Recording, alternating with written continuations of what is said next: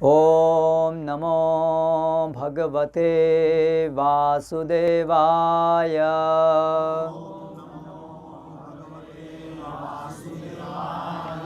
ओम नमो भगवते वासुदेवाय।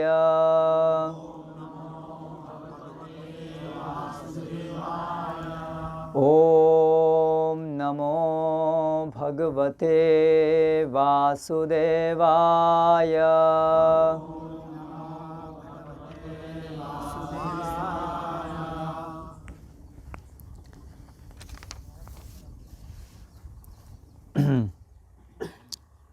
आज हम पढ़ने जा रहे हैं श्रीमद् भगवद गीता यथारूप, अध्याय 14, प्रकृति के 3 गुण, श्लोक क्रमांक 26। मां च यो व्यभिचारेण भक्ति योगेन सेवते सगुणान् समतीत्यैतान् ब्रह्म भूयाय कल्पते। अनुवाद एवं तात्पर्य अंग्रेजी में द्वारा कृष्ण कृपा मूर्ति श्री श्रीमद् अभय चरणारविंद भक्ति वेदांत स्वामी श्रील प्रभुपाद, और उसका हिंदी में ये अनुवाद तात्पर्य है। जो समस्त परिस्थितियों में अविचलित भाव से पूर्ण भक्ति में प्रवृत्त होता है, वह तुरंत ही प्रकृति के गुणों को लांघ जाता है और इस प्रकार ब्रह्म के स्तर तक पहुंच जाता है। तात्पर्य: यह श्लोक अर्जुन के तृतीय प्रश्न के उत्तर स्वरूप है। प्रश्न है, दिव्य स्थिति प्राप्त करने का साधन क्या है। जैसा कि पहले बताया जा चुका है, यह भौतिक जगत प्रकृति के गुणों के चमत्कार के अंतर्गत कार्य कर रहा है। मनुष्य को गुणों के कर्मों से विचलित नहीं होना चाहिए। उसे चाहिए कि अपनी चेतना ऐसे कार्यों में न लगाकर उसे कृष्ण कार्यों में लगाए। कृष्ण कार्य भक्ति योग के नाम से विख्यात हैं, जिनमें सदैव कृष्ण के लिए कार्य करना होता है। इसमें न केवल कृष्ण ही आते हैं, अपितु उनके विभिन्न पूर्णांश भी सम्मिलित हैं, यथा राम तथा नारायण। उनके असंख्य अंश हैं। जो कृष्ण के किसी भी रूप या उनके पूर्णांश की सेवा में प्रवृत्त होता है, उसे दिव्य पद पर स्थित समझा जाना चाहिए।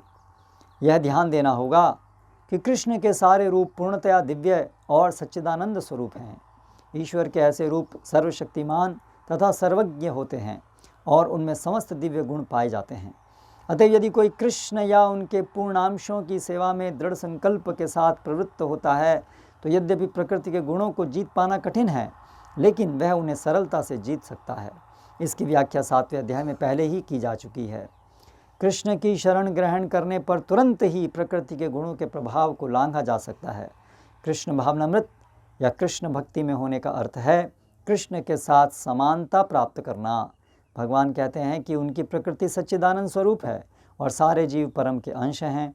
जिस प्रकार सोने के कण सोने की खान के अंश हैं, इस प्रकार जीव अपनी आध्यात्मिक स्थिति में सोने के समान या कृष्ण के समान ही गुण वाला है, यानी गुणों से परे है, भौतिक गुणों से परे है, आध्यात्मिक गुणों से ओतप्रोत है।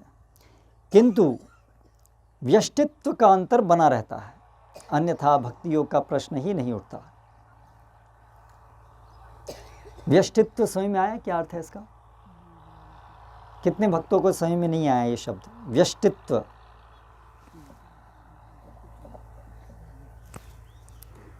व्यष्टित्व, व्यष्टि आत्मा मतलब एक एक अलग अलग आत्मा, व्यष्टित्व इंडिविजुअलिटी अंग्रेजी में कहें तो। व्यष्टित्व का अंतर बना रहता है, यानी कि भगवान के समान गुण वाले हम हो जाते हैं, लेकिन भगवान और हम में जो व्यक्तित्व का अंतर है वो बना रहता है। हम अलग व्यक्ति रहते हैं, भगवान अलग व्यक्ति हैं। भक्ति योग का अर्थ है कि भगवान हैं, भक्त हैं और भगवान और भक्त के बीच प्रेम का आदान प्रदान चलता रहता है। अतएव भगवान में और भक्त में 2 व्यक्तियों का व्यष्टित्व वर्तमान रहता है, अन्यथा भक्ति योग का कोई अर्थ नहीं है। यदि कोई भगवान जैसे दिव्य स्तर पर नहीं है, तो वह भगवान की सेवा नहीं कर सकता। उदाहरणार्थ, राजा का निजी सहायक बनने के लिए कुछ योग्यताएं आवश्यक हैं। इस तरह भगवत सेवा के लिए योग्यता है कि ब्रह्म बना जाए या भौतिक कलमश से मुक्त हुआ जाए। वैदिक साहित्य में कहा गया है ब्रह्मैव सन् ब्रह्माप्येति। इसका अर्थ है कि गुणात्मक रूप से मनुष्य को ब्रह्म से एकाकार हो जाना चाहिए, लेकिन ब्रह्मत्व प्राप्त करने पर मनुष्य वृष्टि आत्मा के रूप में अपने शाश्वत ब्रह्म स्वरूप को खोता नहीं। ओम अज्ञानतिमिरान्धस्य ज्ञानञ्जनशलाकया चक्षुरुन्मीलितं येन तस्मै श्रीगुरवे नमः। श्रीचैतन्यमनोभीष्टं स्थापितं येन भूतले स्वयं रूप कदा मह्यं ददाति स्वपदान्तिकम्। वन्देऽहं श्रीगुरो श्रितपदकमलं श्रीगुरून् वैष्णवांश्च श्रीरूपं साग्रजातं सहगण रघुनाथान्वितां तं सजीवं साद्वैतं सावधूतं परिजनसहितं कृष्णचैतन्यदेवं श्रीराधाकृष्णपादान् सहगण ललिता श्रीविशाखान्वितांश्च। जय श्री कृष्ण चैतन्य प्रभु नित्यानंद श्री अद्वैत गदाधर श्रीवासादि गौर भक्त वृंद। हरे कृष्णा कृष्णा कृष्णा हरे हरे, हरे राम राम राम हरे हरे। तो अपनी चर्चा को आगे बढ़ाते हुए 3 गुणों के विषय में हम चर्चा कर रहे हैं। अभी तक हमने देखा कि कैसे तीनों गुणों के द्वारा पूरा संसार संचालित है और उसके द्वारा जितने भी कर्मफल हमें मिलते हैं और अलग अलग परिस्थितियां उत्पन्न होती हैं, उन परिस्थितियों में हम क्या करते हैं, ये सब चीज़ें जो हैं तीनों गुणों के द्वारा संचालित हैं। और मनुष्य जीवन में हमारी जो स्वतंत्र इच्छा शक्ति है थोड़ी सी, वो हमें पुनः प्राप्त होती है कुछ अंश में, जिसके कारण मनुष्य जीवन एक ऐसा विराम का स्थान है जहाँ से फिर मनुष्य होने के बाद अलग अलग रास्ते खुलते हैं। और इस जीवन में हम क्या करेंगे, किस चीज़ के साथ सानिध्य करेंगे, उन सब के ऊपर ये निर्भर करेगा कि हमारा अभी अगला जन्म क्या होना है। तो ये हमारे जीवन का सबसे महत्वपूर्ण चीज़ है, तैयारी, अपने भावी जीवन की तैयारी। हम लोग सब बहुत निकट भविष्य के बारे में ही सोचते हैं। कुछ LIC पॉलिसी लेते हैं ना, लाइफ इंश्योरेंस, और कुछ FD, सब पैसा जमा करते हैं तो थोड़ा सा भविष्य की सोचते हैं, कुछ साल, 10 साल 20 साल। लेकिन 10 साल 20 साल की वो तैयारी भी तो अनिश्चित है, क्योंकि मृत्यु तो अनिश्चित है। इसलिए वास्तव में वो ठीक है, वो एक व्यावहारिक चीज़ है सोचना। लेकिन अगर सबसे जो महत्वपूर्ण तैयारी है कि मृत्यु के बाद हम कहाँ जाना चाहते हैं और उसके लिए हमें क्या करना होगा, वो सबसे महत्वपूर्ण तैयारी है। यदि उस तैयारी के बिना हम बाकी सब कुछ तैयारी कर रहे हैं, वो सब व्यर्थ हो जाएंगे। अगर उस महत्वपूर्ण तैयारी के अंतर्गत हम ये सब बाकी तैयारी करते हैं तो वो अर्थपूर्ण है। तो इसलिए सबसे पहले ये तैयारी हमारे को करनी ज़रूरी है, ये सुनिश्चित करना ज़रूरी है कि क्या क्या। आवाज़ आ रही है सबको पीछे तक? ओके। तो ये सबसे महत्वपूर्ण तैयारी ज़रूरी है कि हम मृत्यु के बाद हमें कहाँ जा सकते हैं, क्या क्या हो सकता है, हमारा क्या सर्वश्रेष्ठ गंतव्य है और उस गंतव्य तक पहुँचने का मार्ग क्या है। ये मनुष्य समाज में सबसे प्राथमिक शिक्षा होनी चाहिए। लेकिन आप देखिए, ये बारे में तो कोई चर्चा ही नहीं हो रही है कि मृत्यु के बाद की हमारी तैयारी क्या है। सारे स्कूल, विद्यालय, सब जगह इसी थोड़े से इस अनिश्चित समय की तैयारी के बारे में इतना ज़्यादा प्रयास है, इतना ज़्यादा हम उसके बारे में सोच रहे हैं, इतना ज़्यादा मेहनत कर रहे हैं उसके बारे में। लेकिन बड़ी अचरज की बात है कि वो जो बहुत क्षणिक है उसके बारे में इतना प्रयास है, और जो सबसे महत्वपूर्ण योजना है, सबसे महत्वपूर्ण योजना, ऐसी योजना जिससे कि ये जन्म मृत्यु का चक्र ही समाप्त हो जाए और हम अपनी स्वाभाविक स्थिति में आ पाएँ, वो योजना के लिए कोई प्रयास नहीं है, उसके बारे में जानकारी नहीं है, उसके बारे में कोई प्रोत्साहन नहीं है। इसलिए जैसा हम पिछले 2 दिनों में सुन रहे हैं, ये श्रीमद् भगवद गीता सबसे महत्वपूर्ण ज्ञान है। इसके बिना सारा ज्ञान व्यर्थ है। इसलिए ये प्राथमिक शिक्षा है। सबसे पहले ये ज्ञान आना चाहिए, सबसे पहले ये होना चाहिए। तो भगवान ने अर्जुन को अभी तक ये बताया संक्षिप्त में, जो हमने देखा कि सृष्टि कैसे निर्मित होती है और फिर हम कैसे सृष्टि के जैसे ही प्रकृति निर्मित होती है और हम कैसे उसके संपर्क में आते हैं और बन जाते हैं तीनों गुणों से, और फिर तीनों गुणों इस मनुष्य जीवन में हम जो गुणों का अनुशीलन कर रहे हैं उसके अनुसार हमारी अलग अलग गति होती है। सत्वगुण को बढ़ा रहे हैं तो हमने देखा कि उच्च लोक में जा सकते हैं, रजोगुण को बढ़ा रहे हैं तो दोबारा मनुष्य योनि मिल सकती है, और अगर तमोगुण को बढ़ाएंगे तो मूढ़ योनि, जानवरों की योनि, पेड़ पौधों की योनि, ये सब योनियाँ प्राप्त हो सकती हैं। तो फिर आज हम पढ़ेंगे कि इसके अलावा और एक गंतव्य है। ये सारे जो गंतव्य हैं वो तो इसी भौतिक जगत के अंदर पुनरपि जननम पुनरपि मरणम पुनरपि जननी जठरे शयनम, ये वाले गंतव्य हैं। लेकिन ये सब गंतव्यों में जाने से क्या लाभ है, क्योंकि है तो ये इस भौतिक जगत नहीं, और जब तक भौतिक जगत की कोई भी चीज़ है तो आप ब्रह्म भुवना लोका पुनरावर्तिन अर्जुना, ये सबसे उच्च लोक इस भौतिक जगत का ब्रह्म लोक है। वहाँ से लेकर के पाताल लोक तक सब जगह में पुनरावर्तन पुनरावर्तन पुनरावर्तन, बार बार आना बार बार जाना, ये लगा रहता है, जो जिससे हमें बाहर निकलना है। जब तक हम ये पुनरागमन से बाहर नहीं निकलेंगे तब तक कोई हमारा शुभ नहीं हो सकता, तब तक दुखों का अंत नहीं होगा, तब तक हमारा कोई वास्तविक हित नहीं होगा। इसलिए ये हमारा केंद्र होना चाहिए जीवन में कि हमें ये भव सागर से कैसे निकलना है। भव सागर बहुत बड़ा सागर है ये, भव पुनरपि जननम पुनरपि मरणम, ये सागर के समान है, अथाह सागर। जैसे सागर को लांघ पाना बड़ा मुश्किल है, ऐसे ये भव जन्म मृत्यु के चक्र को लांघ पाना बहुत मुश्किल है।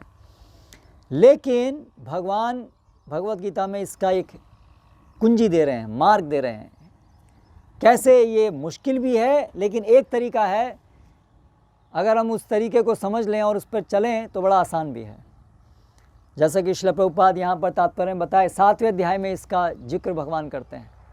दैवीयेश गुणमयी मम माया दुरत्यया, दैवीयेश गुणमयी, वहाँ पर यहाँ गुणों का वर्णन हो रहा है तो वहाँ पर भी यही बात है, गुणमयी, ये मेरी शक्ति है लेकिन गुणमयी है।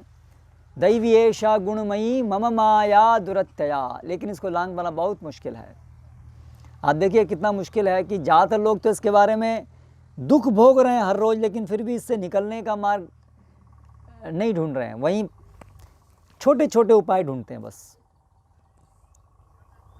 जैसे श्रील प्रभुपाद उदाहरण देते थे ना, वो किसी को फोड़ा हो गया और फोड़े के ऊपर फूंक मार करके उस दर्द को निवारण करने का प्रयास ही है इस भौतिक जगत में जो सारा हम प्रयास देख रहे हैं।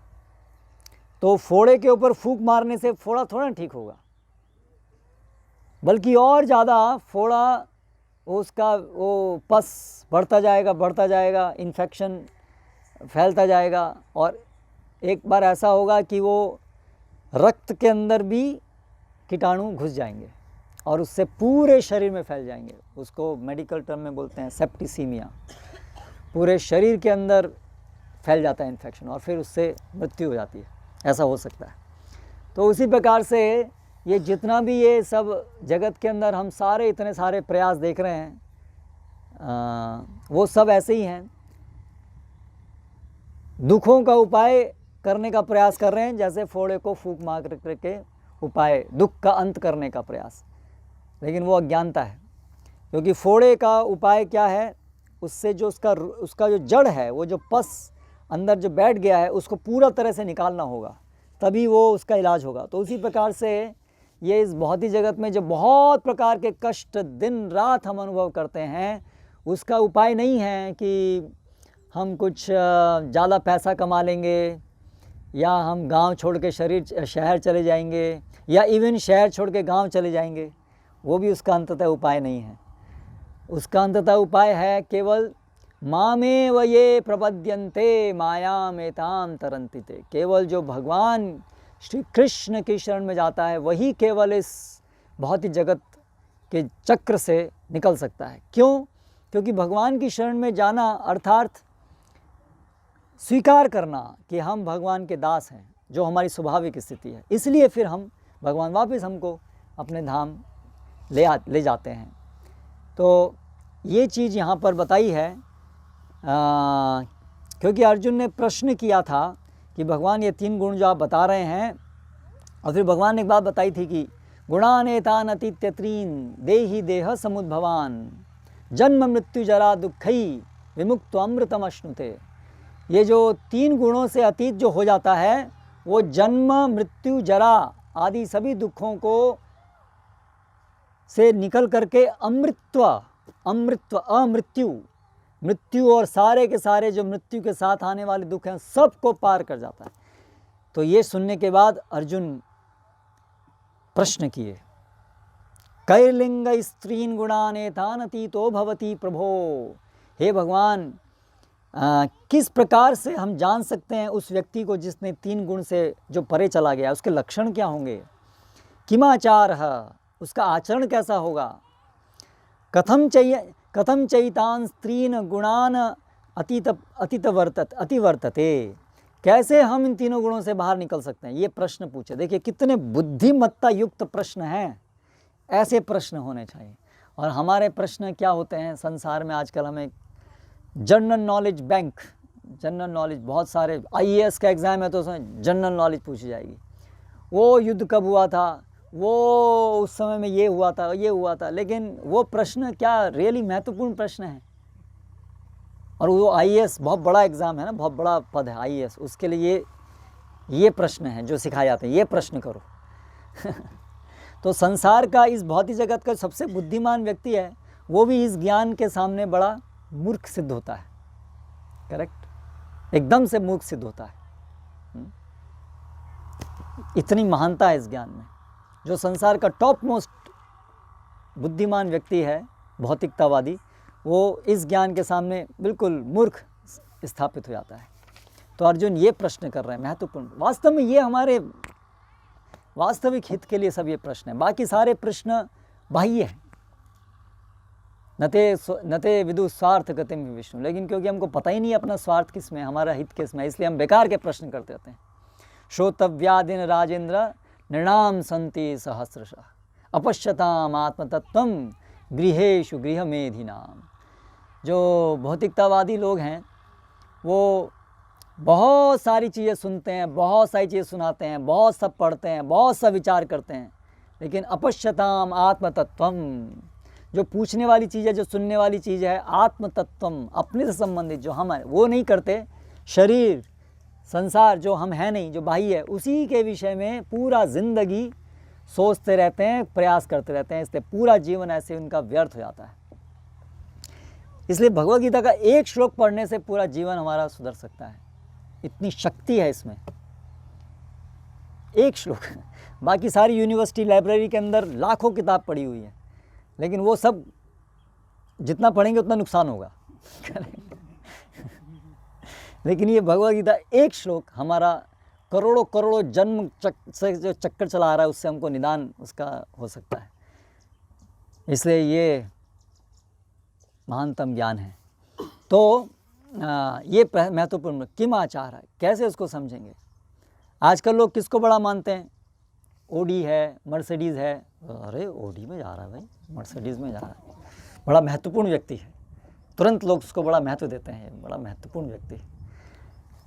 लेकिन यहाँ देखिए भगवान बताएंगे कैर्लिंग स्त्रीन, क्या उसके लक्षण हैं जिसने गुणों को जीत लिया है। एक कंपनी का मालिक बन जाना, एक स्टेट का मालिक बन जाना, ये क्या बड़ी बात है? जिसने तीनों गुणों को ही जीत लिया है। शास्त्र में उसको महान बताया गया जिसने गुणों को जीत लिया है। और गुणों को जीत लिया मतलब गुणों को वास्तविकता में कौन जीतता है? जो भगवान का दास है। तो अल्टीमेटली में दास बनना है। कितना सरल चीज़ है नहीं? समस्या लोग यही है कि सब मालिक बनना चाह रहे हैं। उसी से सारी परेशानी होती है, क्योंकि वास्तव में हम दास हैं। जिस दिन ये छोटी सी बात समझ लेंगे कि हम कृष्ण दास हैं, वहाँ हम स्वाभाविक रूप से महानतम, जब हम महान बनना छोड़ देंगे तब हम महानतम बन जाएंगे।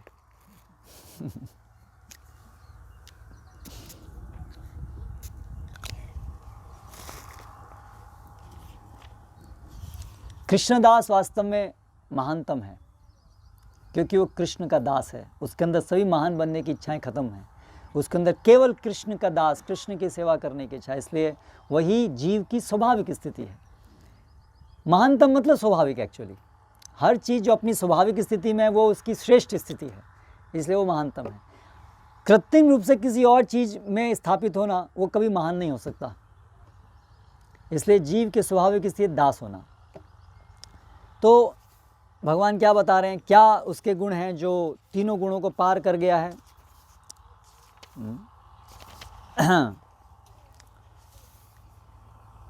तुल्य प्रिया प्रियो धीरः मानापमानयो तुल्य, जो मान अपमान में समभाव रखता है, और सर्वारंभ परित्यागी, जो सभी प्रकार के लोभ से जनित प्रयासों से दूर रहता है।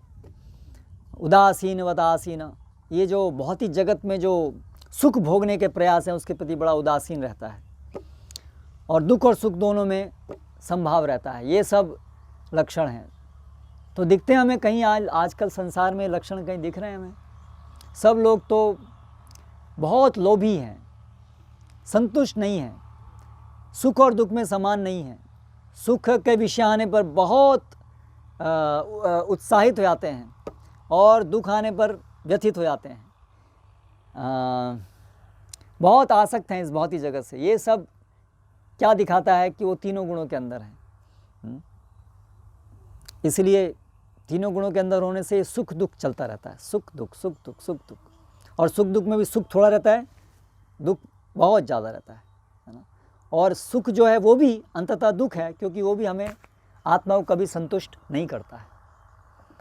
इसलिए जो आदमी को संसार में जो भी कुछ उसने सोचा सब कुछ मिल गया, वो सबसे बड़ा दुखी आदमी होता है। करेक्ट, क्योंकि वो एकदम से स्पष्ट देख पाता है कि अभी तो जो था वो सब आ गया, अभी और इसका कुछ नहीं रहा, और फिर भी मैं फ्रस्ट्रेटेड हूँ। तो वो आत्महत्या कर लेता है फिर, क्योंकि उसके बाद और कुछ नहीं बचा अभी। बाकी लोगों के पास अभी और थोड़ा सा माया सुख है कि अभी शायद और आगे जाना है, और दौड़ लगाओ और दौड़ लगाओ। लेकिन जो अंत में पहुंच जाता है फिर दी एंड। एक कहानी थी ना, हम छोटे थे तो पढ़ते थे उसको। एक आदमी था, एक बहुत बड़ा ज़मींदार था, बहुत बड़ा ज़मींदार, राजा था लगभग, समझ लीजिए। तो उसने एक ऐलान किया कि मैं जितनी ज़मीन सुबह सूर्योदय से लेकर के आप भागना शुरू करो, और सूर्यास्त तक जितनी ज़मीन आप नाप सको उतनी ज़मीन आपकी। उसने ऐलान किया तो बहुत लोग आए। तो एक आदमी था, वो बहुत महत्वाकांक्षी था। तो उसने सुबह दौड़ना शुरू किया, और तो उसका था थोड़ा और ले लूँ, थोड़ा और ज़मीन, थोड़ा और, अभी सूर्य बाकी है, थोड़ा और सूर्य बाकी है, थोड़ा और। तो ऐसे करके उसने बहुत सारा इलाका जो है वो ले लिया। लेकिन फिर भी उसको संतुष्टि नहीं थी, इसलिए वो भागता ही रहा।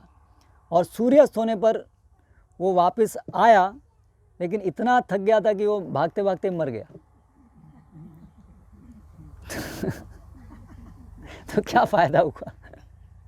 तो ऐसी हमारी स्थिति है कि हम लोग भाग रहे हैं, और थोड़ा,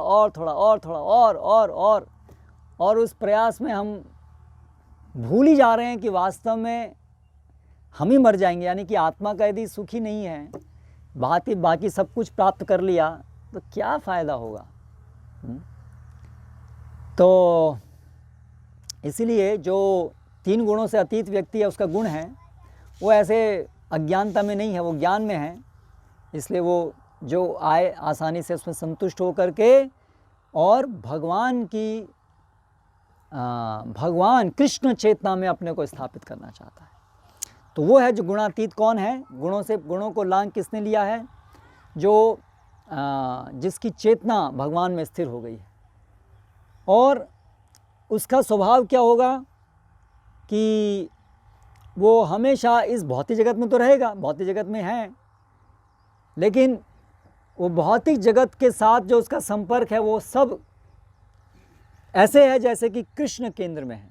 जिस प्रकार से कृष्ण चाहते हैं कि हम हर चीज़ के साथ कैसे हम संबंध करें, कैसे हम हर चीज़ को कृष्ण की सेवा में लगाएं, उसी प्रकार से केवल वो इस जगत में रहते हुए इस भौतिक जगत के साथ में आदान प्रदान करता है। तो इस संदर्भ में अभी भागवतम में हम कुछ व्यावहारिक चीज़ देखते हैं, कैसे हमें इस जगत में रहते हुए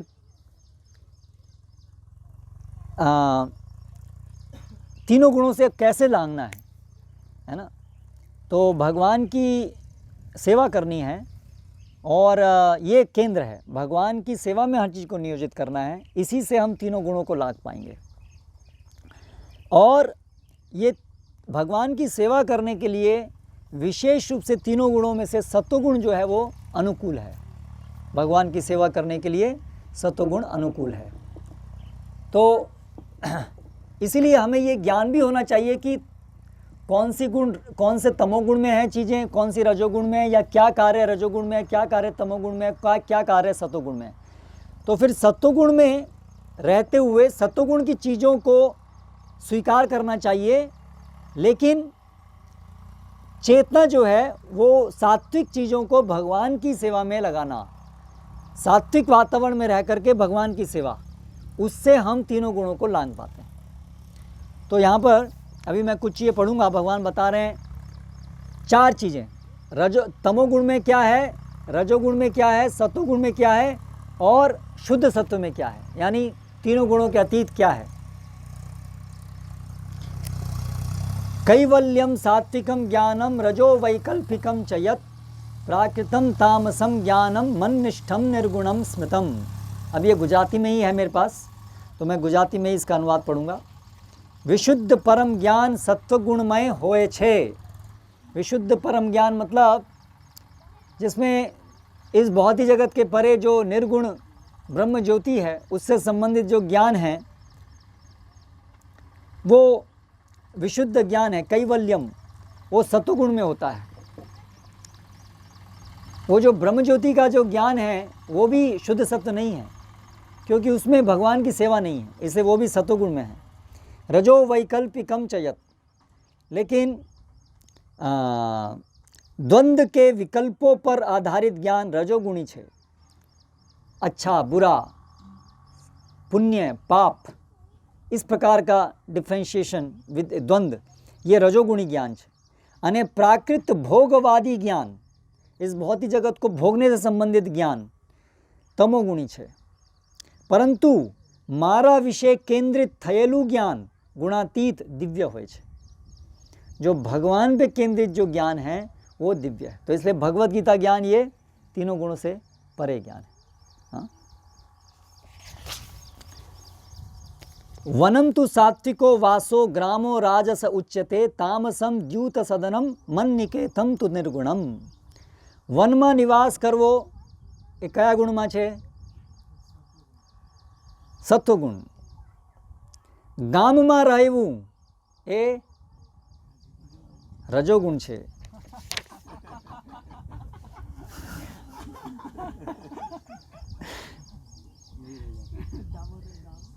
नहीं, ये गांव नहीं है ना, दामोदर गांव है, वही तो अंतर है। तथा जुगाરના સ્થળે રહેવું તમોગુણી છે, તથા મારા નિવાસ स्थाનમાં રહેવું गुणों पर गुणातीत है। इसलिए हम लोग भक्ति ग्राम, दामोदर ग्राम, ये वाले ग्राम बना रहे हैं। हम लोग सामान्य ग्राम नहीं बना रहे हैं, करेक्ट, क्योंकि सामान्य ग्राम वो भी तीनों गुणों के अंदर है।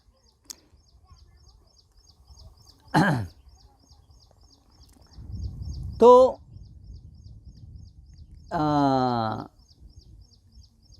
आजकल जो आधुनिक जो सारा वातावरण है, जुगार, तो पूरी तरह से तामसिक है वातावरण, और लोभ जनित है, इसलिए पूरा तामसिक वातावरण है। लेकिन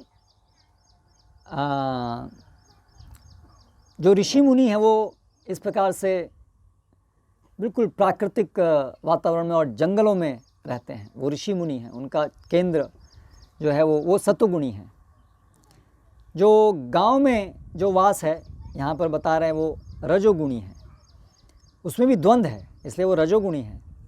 लेकिन वो बहुत तमोगुण से बहुत अधिक, जो शहरी जीवन है उससे बहुत अधिक अनुकूल है भगवान की सेवा करने के लिए। तो इसलिए जो गृहस्थ भक्त सामान्य रूप से हैं, वो गांव में रह कर के भगवान की भक्ति यदि करते हैं तो उनके लिए ये स्थान जो है वो निर्गुणम हो जाता है। तो इसलिए ये जो अलग अलग प्रकार के हमारे प्रकल्प हैं वो हमें धीरे धीरे इस तरफ ले जाने के लिए हैं। तो अभी ये जो दामोदर ग्राम की योजना है वो एक तरीके से थोड़ा हाइब्रिड है। जैसे वो प्रभुपाद उदाहरण देते हैं ना कि कुल्हाड़ी लोहा, वो लकड़ी है, लकड़ी का हत्था है और उसका उपयोग होता है लकड़ी काटने के लिए। तो ये दामोदर ग्राम थोड़ा इस प्रकार का है। बुक पब्लिकेशन है ना, पुस्तक प्रकाशन का कार्य, बीवीटी का कार्य, पुस्तक पब्लिकेशन यहाँ का केंद्र है। और वो पुस्तकें जो हैं वो ये पूरे आधुनिक समाज की जड़ें काटने के लिए हैं। लेकिन वो पुस्तक को पब्लिश करने के लिए हमें बहुत सारी आधुनिक चीज़ों का उपयोग भी वर्तमान समय में करना पड़ता है। और जो बुक पब्लिश कर रहे हैं उन भक्तों की भी आधुनिक कुछ आवश्यकताएं हैं, उसका भी ध्यान रखना पड़ता है। लेकिन अंततः प्रयोजन है कि ये पुस्तकें लोगों तक पहुँचे, है ना। ये सबसे बड़ा केंद्रीय हेतु है यहाँ पर। तो इसलिए ये जो है, क्योंकि ये पुस्तक पब्लिश जो होंगी और पुस्तकों का जो प्रचार होगा उसका बिल्कुल क्लियर कट उसका उद्देश्य है कृष्ण भक्ति स्थापन। और कृष्ण भक्ति स्थापन से फिर ये गुणातीत अवस्था प्राप्त होगी।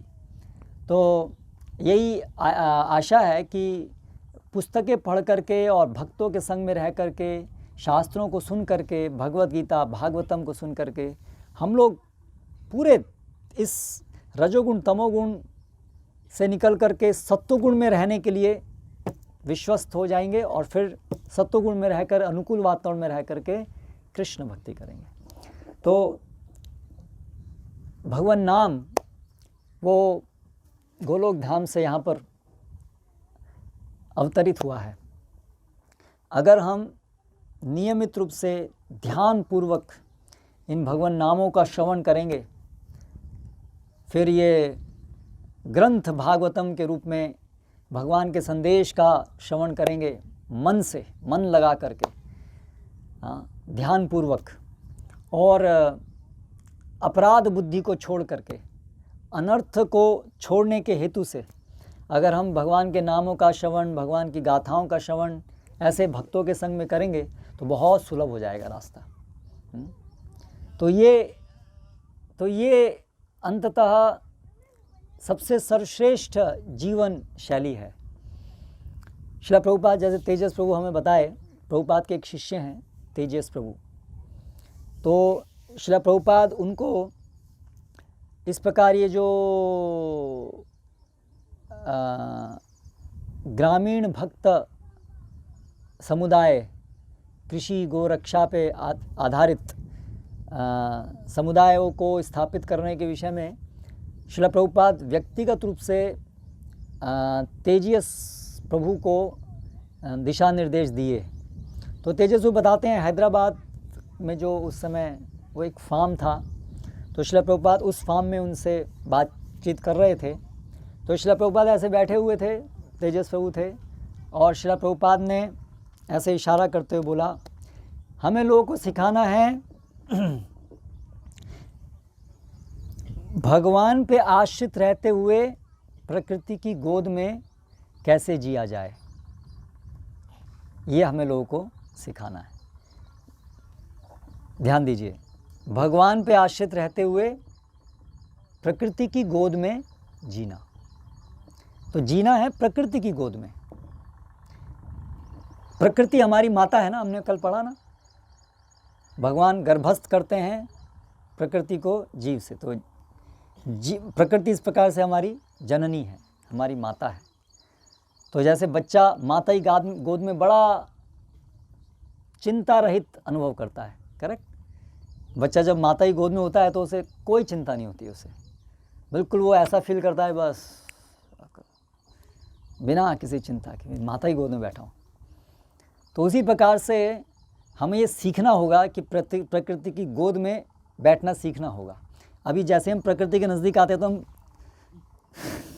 डिस्टर्ब हो जाते हैं करेक्ट। शहर से बाहर आते हैं अगर और ऐसे प्राकृतिक तो हमको तुरंत डर लगता है, अरे सांप है, अरे अभी बारिश होगी तो यहाँ कीचड़ होगी, और हमें लगेगा अरे बड़ा सब बड़ा ये है, और गाय है, बैल को गाय को देख के डर लगता है, मारेगी तो नहीं, मारेगा तो नहीं, है ना। ये सब बड़ी ऐसा हो गया है कि जैसे कोई बच्चा अनाथालय में ही रहा हो, उसका जन्म वहीं अनाथालय में हुआ हो, तो उसको पता ही नहीं कि माता की गोद कैसे होती है, करेक्ट।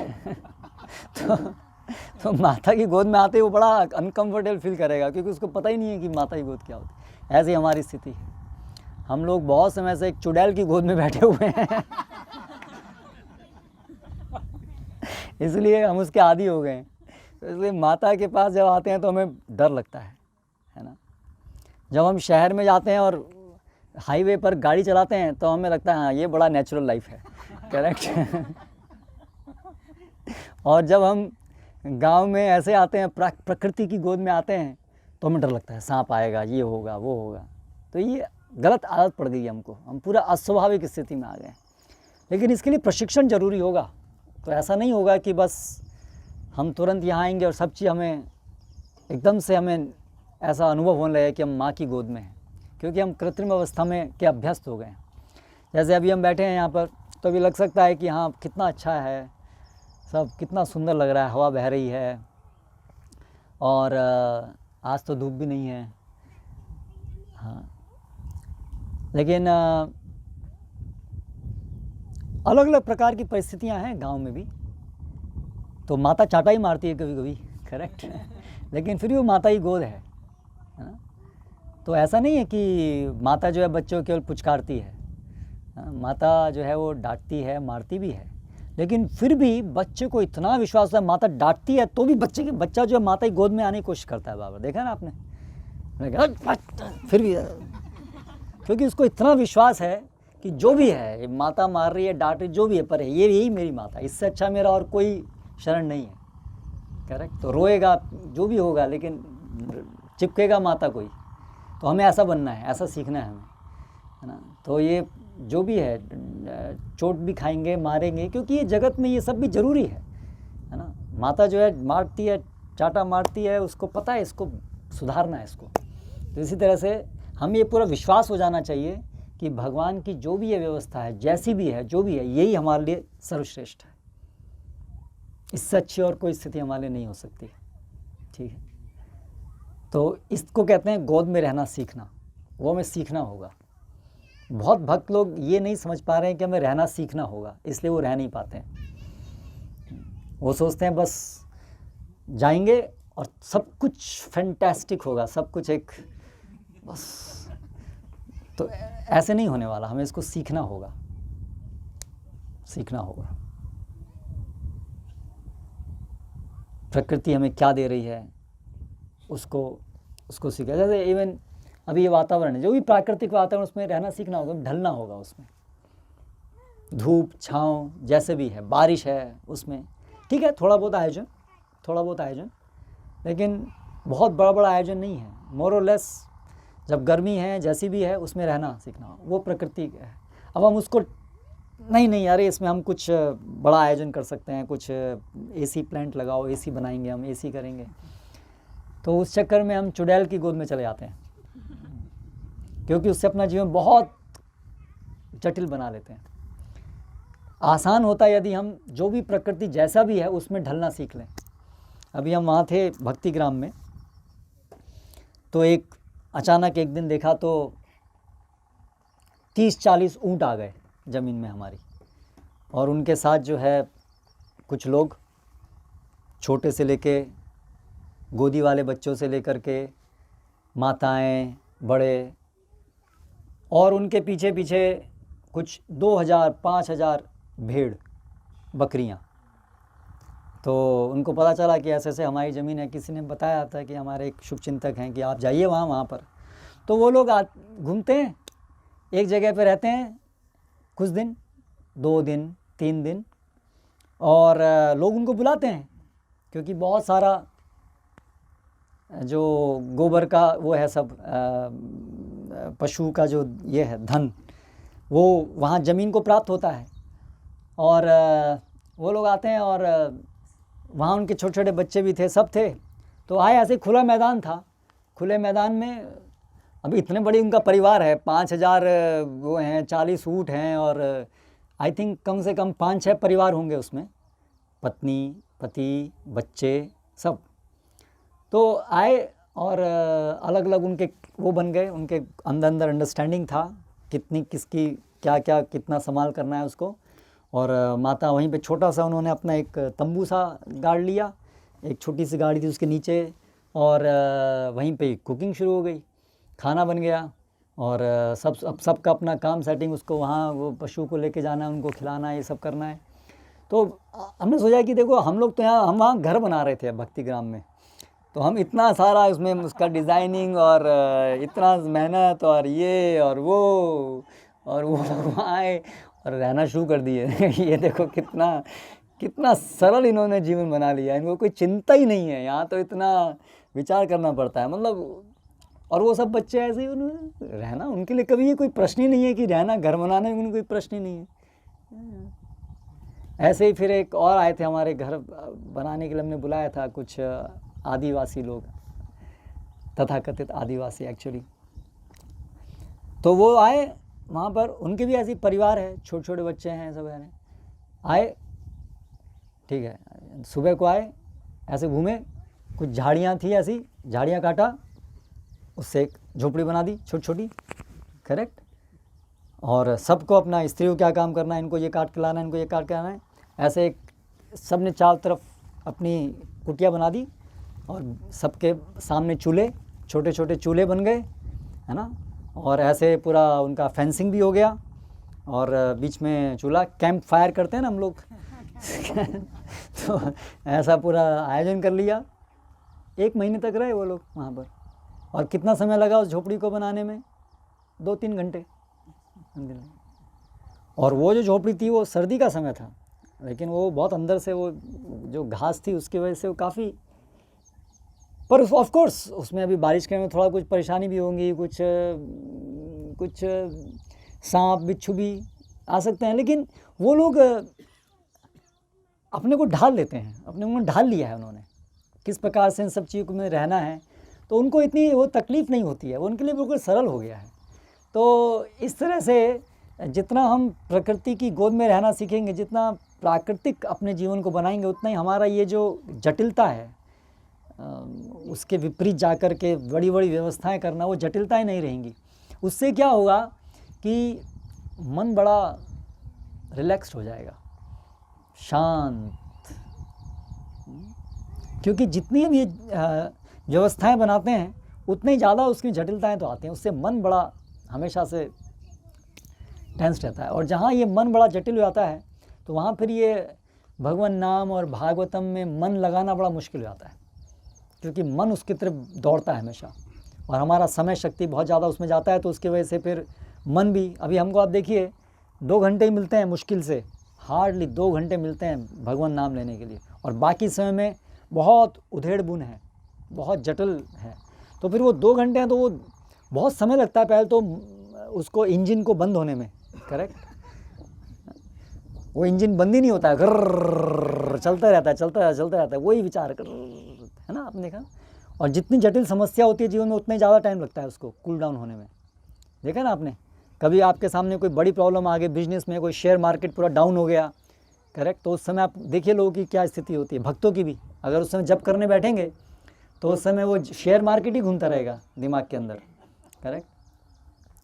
तो अभी 2 ही घंटा टाइम है, अब उसमें वो उसको इंजन को ठंडा करते करते 2 घंटे निकल गए, ठीक है, और फिर दोबारा से नेक्स्ट चक्कर शुरू हो गया। तो इसलिए जप का जो गुण है, क्वालिटी है, वो बहुत ख़राब रहता है। और वैसे ही हम इस जगत में इतने समय से रहते आए, इतना सारा यहाँ पर वो लोभवश इतने ज़्यादा हम इससे आसक्त रहते आए हैं, अभी उसी जगत में हमें रहना है और लोभ के बिना भगवान का स्मरण करना है, करेक्ट, उन्हीं विषयों के बीच में रहना है, वैसे रहना है, लेकिन चेतना पूरी परिवर्तित, तो बड़ा मुश्किल हो जाता है। तो उसके लिए बहुत आवश्यक है कि बड़ा शांति से बार बार समुचित समय हो और कृष्ण नाम लिए जा रहे हैं, कृष्ण नाम कीर्तन हो रहा है लंबा, और खूब श्रवण हो रहा है, खूब बार बार ये सुन रहे हैं, बहुत बहुत बहुत ज़्यादा इसमें एब्जॉर्प्शन की ज़रूरत है। तब जा कर के ये जो इंजन है ना, ये थोड़ा शांत हो करके और फिर इंजन से निकल करके फिर ये वाला इंजन शुरू होगा, है ना। चेतना भगवान, भगवान से हम बात कर रहे हैं, भगवान प्रार्थना कर रहे हैं, ऐसा होना चाहिए ना। अभी तो प्रार्थना करने का टाइम है, वो 2 घंटा बैठ के प्रार्थना कहाँ होती है। प्रार्थना करने के लिए आपको ज़रूरी है, आप किसी से, मैं वृंदावन चंद्र प्रभु से प्रार्थना करूँ तो मुझे कम से कम वृंदावन चंद्र प्रभु ऐसा तो बोल के ध्यान तो वहाँ होना चाहिए। अभी इतने में मैं वृंदावन चंद्र प्रभु, इतने में तो ध्यान कहीं और चला गया, करेक्ट। तो क्या प्रार्थना करूँगा मैं, कृष्ण नाम लेना शुरू करने में माइंड तो इधर चला गया, तो क्या प्रार्थना करेंगे हम। प्रार्थना किस चीज़ की प्रार्थना करनी है वो भी ध्यान नहीं रहता है, क्या प्रार्थना करनी है वो भी ध्यान नहीं रहता, क्या करेंगे हम। तो इसलिए ज़रूरी है कि समय हो, शांति से बैठें, हर रोज़ अच्छे से काफ़ी समय हमें हो, और उसमें हम शांति से बैठ के बाबा बाबा बाबा बाबा सुने, बाबा भगवान का नाम लें, और ऐसा मनोस्थिति भी ऐसी हो जिसमें कि ये धीरे धीरे मन सत्वगुण में आए, तो फिर धीरे धीरे संभावना बहुत अच्छा होगा, आसान होगा, फिर कृष्ण में मन रमेगा, और फिर तैयारी होगी हमारी, जो ये अंते नारायण स्मृति, ये जो मृत्यु की तैयारी है ना, ये बड़ा एग्ज़ाम है हम सबके सामने। तो उसके लिए बहुत कम समय है हमारे पास, पता नहीं कितना समय है, बहुत कम है, लेकिन तो उसकी तैयारी के लिए ये सब हमें व्यवस्था करनी चाहिए, हमें इसके लिए जितना हो सके उसके लिए प्रयास करना चाहिए। तो इसलिए ये श्री प्रभुपाद चाहते थे कि हमें लोगों को ये सिखाना है कि हम प्रकृति गोद में रहना सीखें और भगवान पे आश्रित होना। और प्रकृति गोद में रहते हुए भगवान पे आश्रित होना सीखना बड़ा सरल है ना, क्योंकि प्रकृति और भगवान का सीधा सीधा संबंध है, निकट एकदम दिखता है। हालांकि संबंध तो हर चीज़ का भगवान से है, लेकिन जो आधुनिक शहर हैं उसमें हमने उसको संबंध को हम हमेशा ढकने की कोशिश करते हैं, अपने प्रयासों से उसको हमेशा आवृत करने की कोशिश करते हैं, इसलिए लोगों के लिए उस संबंध को देख पाना और मुश्किल होता है। लेकिन प्रकृति के लिए, प्रकृति में भगवान का संबंध देखना आसान है। अभी हमने ये फसल अगर हम बो रहे हैं तो तुरंत हमें दिखेगा कि ये अभी फसल अगर होनी है तो पानी बरसना चाहिए, करेक्ट। और ये सब व्यवस्थाएं हमें तुरंत दिखती हैं कि देखो ये एक पौधे को, प्रभुपाद बोलते थे ये केवल गुलाब के फूल को स्टडी करने से आप कृष्ण भावनामृत में आ सकते हैं, करेक्ट। अभी एक कार को स्टडी करके कृष्ण भावनामृत में आना बहुत लंबा चक्कर है वो। लेकिन एक इस पौधे को, इसलिए आप देखिए किसान जो है, किसान के लिए स्वाभाविक रूप से कृष्ण भावनामृत में आना आसान है। इसलिए हम देखते हैं गांव में, आप लोगों को देखिए, हम जब प्रचार करते हैं गांव में, तो हम शहरों में अभ्यस्त हैं प्रचार करने के लिए, तो हम पहला सेशन लेंगे, can a scientist believe in God क्या एक वैज्ञानिक भगवान में विश्वास रख सकता है। तो गांव वाले सब ऐसा सोचते हैं, इसमें ये सेशन की जरूरत क्या है इसकी इसमें क्या मुश्किल है समझना कि भगवान है, ये तो है ही ना, तो उसमें तो दिख ही रहा है भगवान है, इसमें आप अगला सेशन शुरू करोगे, ये तो ऑलरेडी उनको पता है भगवान है, इसमें क्या दिक्कत है, भगवान है, दिख रहा है, भगवान बारिश भेज रहे हैं, सब व्यवस्था है, भगवान ने किया और किसने बनाया सब। तो उनको ये समझाने के लिए हमें अलग सेशन नहीं लेना पड़ता, कहने साइंटिस्ट बिलीव इन गॉड। लेकिन शहरों में बहुत कई सेशन तो इसी के ऊपर जाते हैं कि क्या भगवान है, भगवान है। लेकिन गांव में बहुत आसान है अभी भी, इतना ज़्यादा दुष्प्रचार के बाद भी, कि भगवान तो है ही। हाँ, भगवान कौन है वो व्यक्ति, कैसे इसको समझें कि कृष्ण ही भगवान है, और अभी भगवान वास्तव में हमसे क्या चाहते हैं, ये चीज़ें समझाने की आवश्यकता है। लेकिन अन्यथा सरल है, क्योंकि किसान के लिए, जो भी गांव में रह रहे हैं, उनके लिए बड़ा आसान है देखना कि भगवान का हाथ देखना बड़ा सरल है। तो इसलिए ये जो इस प्रकार से जो प्रकृति गोद में जीना है, उसमें कृष्ण पर निर्भर रहना बता। तो प्रकृति की गोद में रहना, कृष्ण पे आश्रित होते हुए, और उसमें भगवान नाम, जो चैतन्य महाप्रभु का ये जो सरल उपाय है, हरि नाम, इसके माध्यम से भगवत धाम जाने की तैयारी करना। और शरीर छोड़ने की इंतज़ार नहीं करना, उससे पहले ही कृष्ण चेतना में स्थित होकर के दिव्य धाम में उपस्थित हो जाना। ये है जो श्रील प्रभुपाद ने हमको उपहार दिया है, ये हमें स्वीकार करना है। समय काफ़ी हो गया, तो यहाँ पर समाप्त करेंगे। तो आशा है ये जो दामोदर ग्राम है हाइब्रिड, ये हाइब्रिड से हमें आगे लेके जाएगा ओरिजिनल स्टेटस में।